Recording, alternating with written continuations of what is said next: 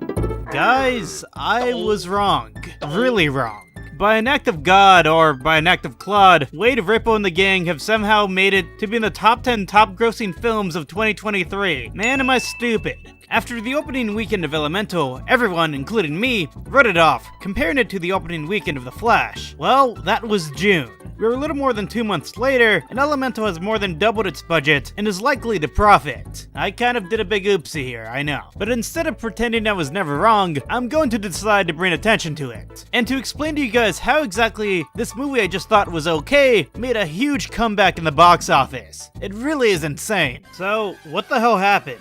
Going into the opening weekend of Elemental, the other two notable movies that were released alongside it were The Blackening and, of course, The Flash. A movie I made a video about detailing why it sucked so bad and why it flopped so bad.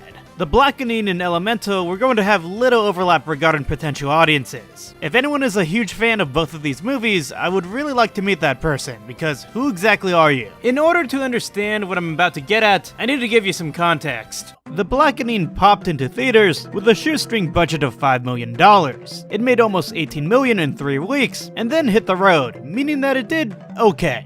Elemental's real competition was always going to be with The Flash. The movies both have a target audience of older children, mainly those between 10 and 14. While both films were expensive, there's no denying that, The Flash was pricier. Elemental had a significant budget of $200 million, 40 times bigger than The Blackening. However, The Flash likely had a budget between $220 million and $300 million. There's no official source saying exactly how much it cost, so I'm going to call it in the middle and say it was at $260 million. Boring number stuff aside, both these movies were incredibly expensive, like super stupid expensive. Elemental making its money back was going to be a daunting task. So this is why I said Elemental was going to be a failure. A video that now has 1.7 million views, I regrettably said this movie was going to do poorly. Because, for one, I didn't think this movie had legs, especially when it came to its advertising. A basic rule of thumb for movies that I use is that it needs to make a little more than twice its production budget to start becoming profitable. The problem I had with Elemental and even The Flash was that the production budgets were insane. When you have the film opening to $30 million, marking the second lowest 3-day opening weekend for a Pixar film, behind the original Toy Story in 1995, and when you also have Variety writing that there would have to be an historic comeback in hopes for the film to recoup its $200 million production budget domestically, it's no wonder a lot of people thought it was a failure. Elemental's greatest asset is that it was running against an incredibly terrible movie known as The Flash. Let me explain. Here we have Elemental. This may be a lukewarm take, but I happen to like Elemental more than The Flash. For one, Ezra Miller isn't an Elemental and that guy sucks, and for another, Elemental has Wade, and he carries the entire movie if I'm being honest. A majority of moviegoers would agree on this, considering how much money both movies have made thus far. To understand the nitty-gritty of why Elemental won the long game, even though it was crushed opening weekend, we must understand what legs means in box office jargon. Legs describe a movie's stamina and profitability beyond its opening weekend. In truth, people have no idea how much money a movie will make until its second weekend.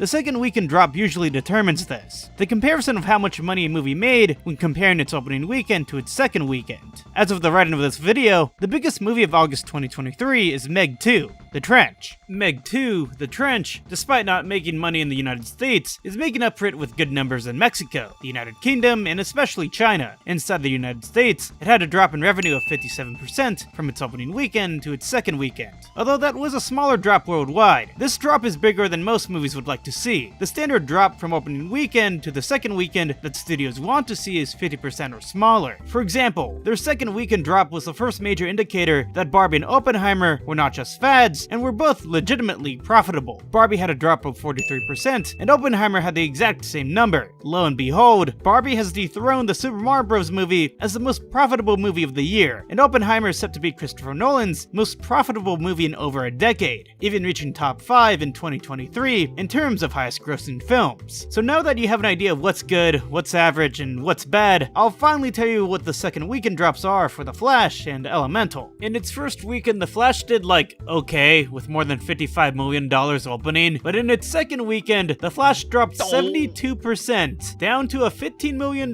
weekend. It dropped so steep, it's borderline unheard of. In its second weekend, it earned less than Elemental and Spider-Man Across the Spider-Verse. It was less than $200,000 away from being passed by the other movie that came out that week, No Hard Feelings. You know, the raunchy Jennifer Lawrence sex comedy with the guy from the Ratatouille TikTok musical? Oh, and guys, guess what? Guess what? It gets even worse. In its third weekend, the drop was another 65% down from what it earned in the second weekend, down to about $5 million that week. This was when the movie No Hard Feelings started beating it, alongside Transformers, even the Ruby Gillman Teenage Kraken movie that did terrible, and the Little Mermaid remake which had come out the month before. It was not only one of the biggest flops in superhero movie history, but also one of the biggest flops in all of sci-fi movie history. However, in the ashes of the Flash performing terribly, came one soul that survived, and that soul is Wade Ripple. I suppose you got minor spoilers for how Elemental did when I said it passed The Flash on only the second weekend they were in theaters, but for specifics, Elemental's second weekend drop was only 38%, down from 29 million opening weekend to 18 million in its second weekend.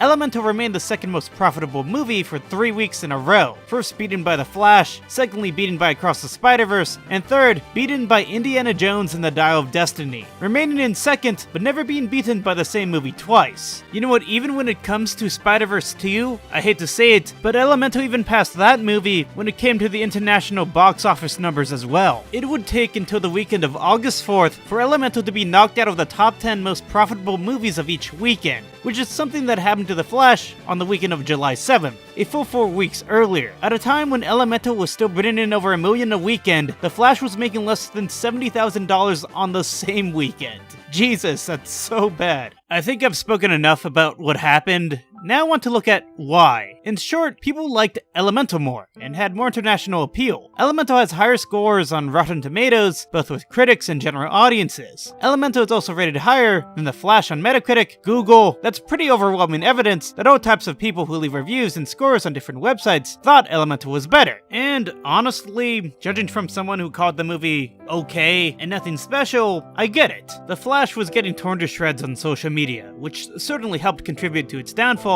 while Elemental, although not as present on most social media platforms, was mostly getting positive and ambivalent reviews. Elemental's secret weapon was its international appeal, specifically in South Korea. The director of Elemental, Peter Song, is no stranger to Pixar. He's been known for playing Squishy in Monsters University and Socks in Lightyear. He also, before this, directed The Good Dinosaur. Son is the son of Korean immigrants, and it's not difficult to see that the fire people's struggle in this movie is an allegory for Son's own experience being raised in New York City by South Korean immigrants. Because of this, Elemental has become very popular in South Korea. It means a lot there, making over $50 million there alone. Without South Korea's support, Elemental likely would have been the failure we all thought it would have been 2 months ago. At the beginning of the summer, it was a failure, but by the end of it, it was a complete success, is what I would say if I wasn't right about one thing. That's right, to all you guys in the comments who say I was completely wrong, well, not exactly. I don't want you to get too excited. Elemental had a budget of $200 million. At the time of writing this video, it has made back $470 million, and you gotta keep in mind, they marketed this movie a lot. A lot. So they basically broke even or even made some money by the end of it all. So is Elemental a complete success? Not really, but by an act of Claude, it isn't a complete failure. It truly was a Wade sweep. Subscribe and like this video, I love you guys, okay bye.